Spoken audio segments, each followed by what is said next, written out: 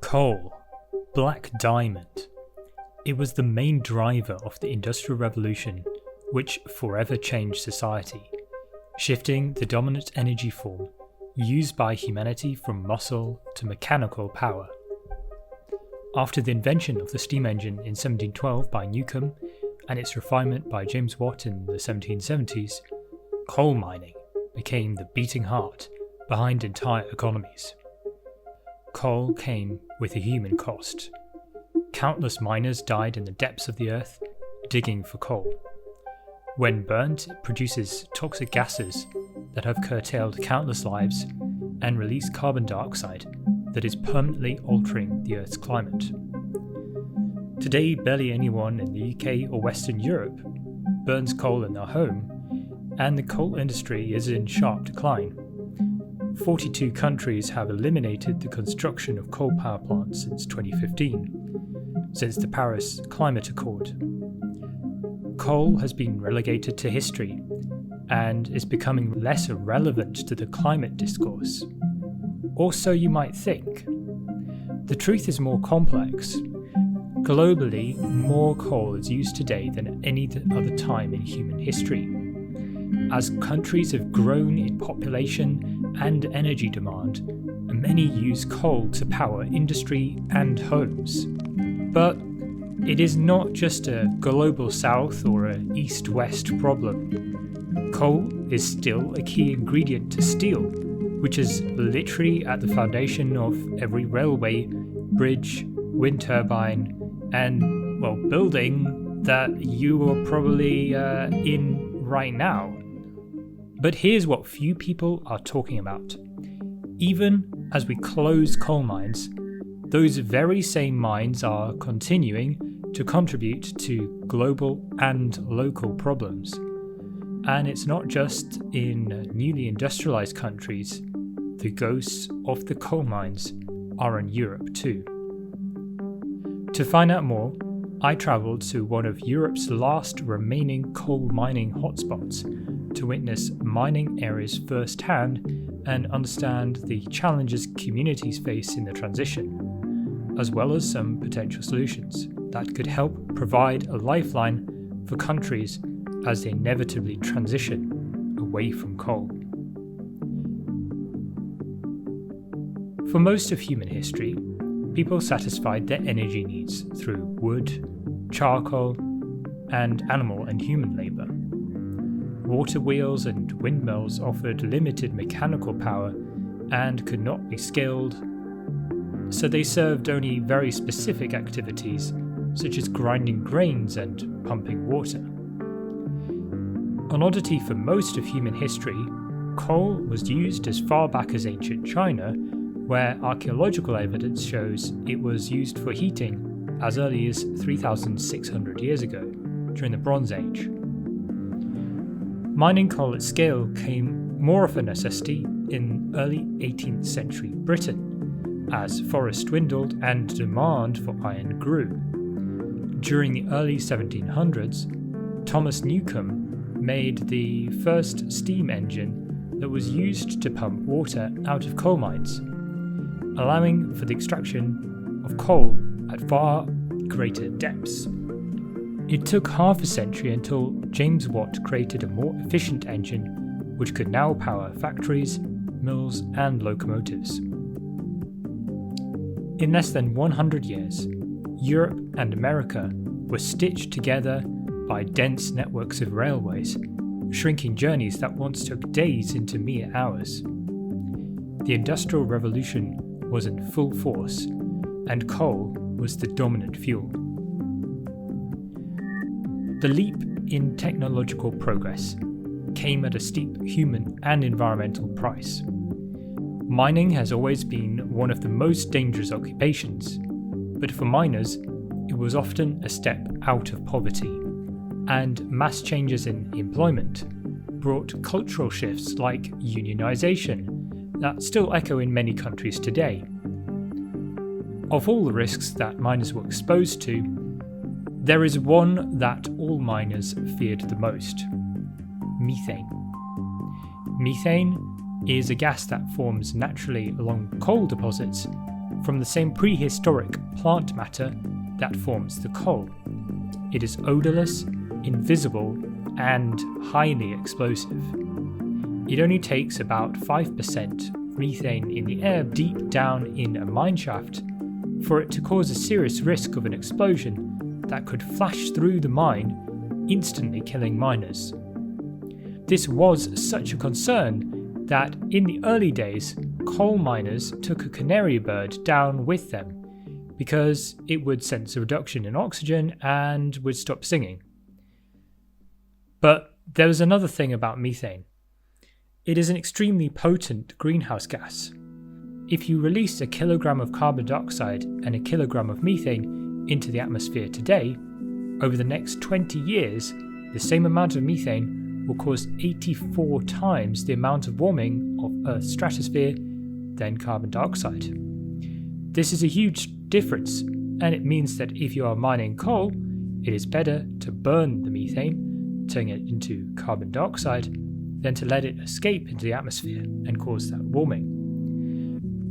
And in order to stop mines exploding, we anyways have to get the methane out of the mine to prevent it from building up. Here's what a modern coal mine looks like. There are always at least 2 shafts to ensure that fresh air enters one way and exhaust air comes out of the other. This keeps the air flowing through the mine, often assisted by strong fans. But there is a second way that the methane is taken out, and that is through specially drilled wells in the rock that release the methane before miners enter a gas-rich area of rock. This is taken up through a separate set of pipes. In either case, the process releases a lot of methane into the atmosphere, causing a super strong warming effect. But there is something way better we could do with all of this explosive coal mine methane. It has an enormous amount of energy. If you were to add up all of the methane escaping from coal mines worldwide right now, releasing around 42 million tons a year. To put that into context, until 2022, Europe imported around 70 million tons of natural gas, which is pretty much just methane, from Russia. So if methane were captured and traded better, it could help circumnavigate major insecurities.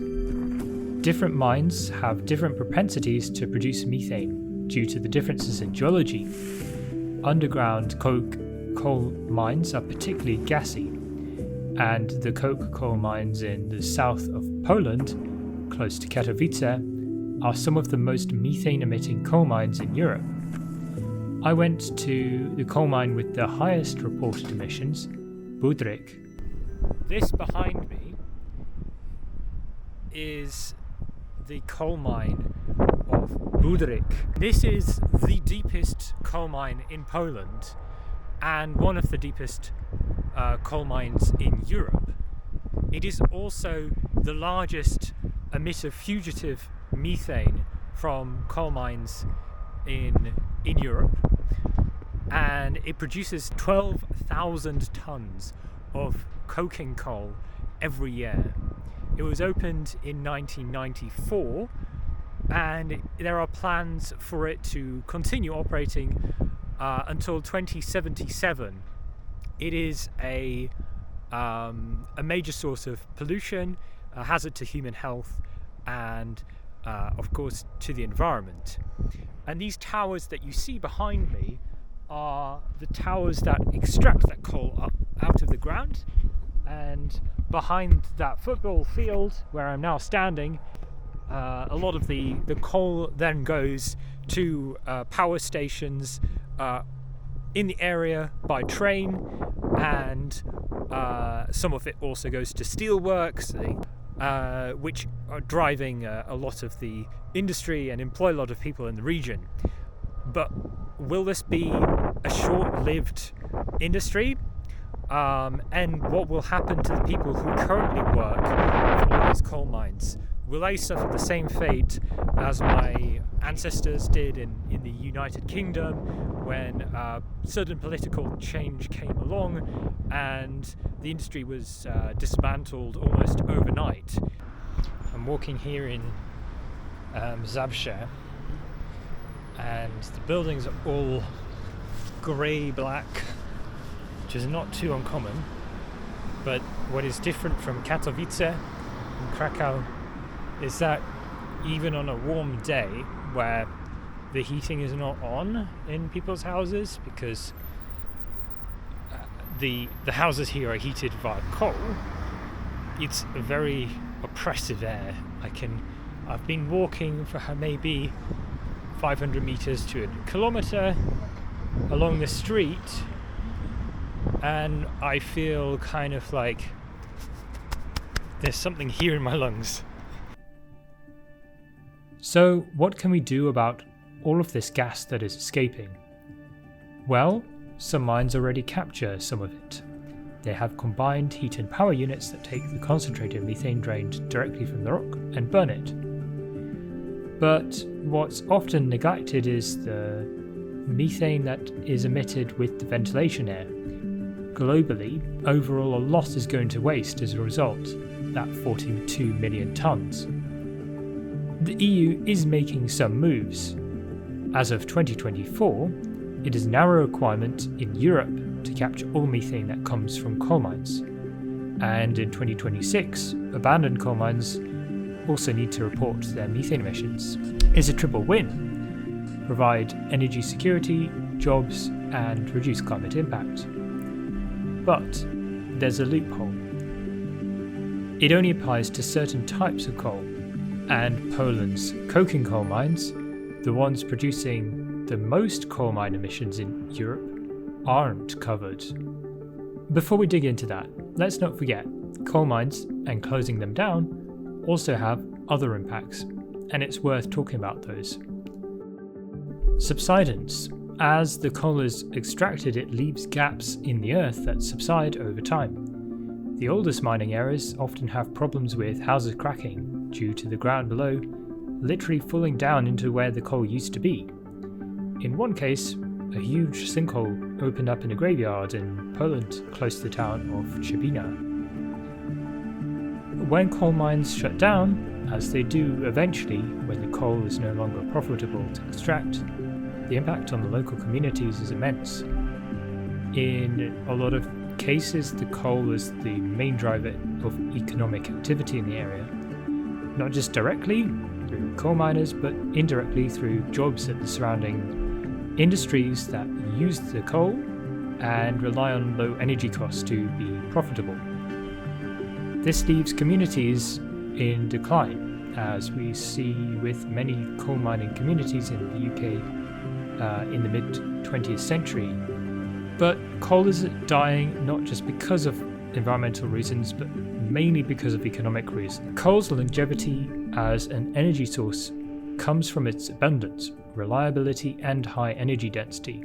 It can be stockpiled for years, burnt on demand, and deliver both electricity and the intense heat required for heavy industry. For more than 2 centuries, it was cheap and practically unbeatable. But coal never existed in isolation.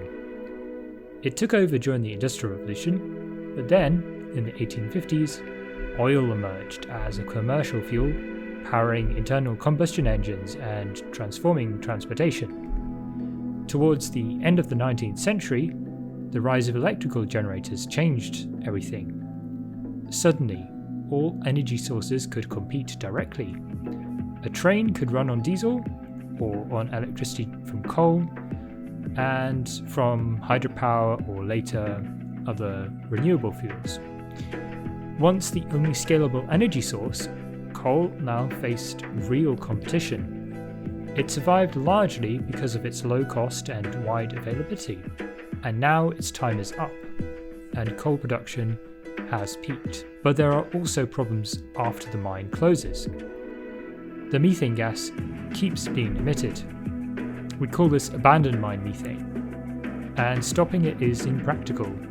The mines consist of kilometers of underground tunnels and often link up to other mines. The strata of the earth have been so disrupted by decades of mining that the methane eventually finds a way out. It only takes one small rock fracture, or a single incompletely sealed shaft for methane to start leaking. A better option is to capture the methane and use it as a feedstock to chemical processes, locking the carbon into the products produced, or to burn it, converting it into CO2 and useful electricity and heat that reduces the need for extracting more fossil energy. This is a viable and scalable option for coal mining industries to keep skilled mining workers employed, even after mines close. Poland, Germany, and Eastern Europe have active coal mines that will become defunct over the coming decades. 2 major European mines are scheduled to close this year in 2026. One of them is the very last underground coal mine in Cioriia. Even though more and more coal mines are closing down, the supply of methane is predicted to grow over the coming decades. Already, 17% of total methane emissions from coal mines come from abandoned coal mines. And that figure is only going to grow to around 600 billion cubic meters by 2100. While coal brought on the Industrial Revolution, it has continued to linger on as a polluting and harmful industry. But we are well on the way to replacing it.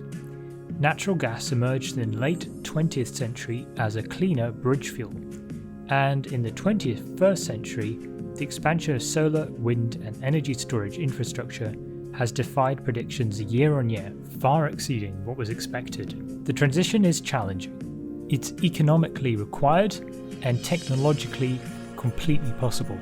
While coal mines are decommissioned, capturing the methane eases the transition to more sustainable energy sources, turning a long-term climate liability into usable energy for homes and local grids during the shift to the next energy era.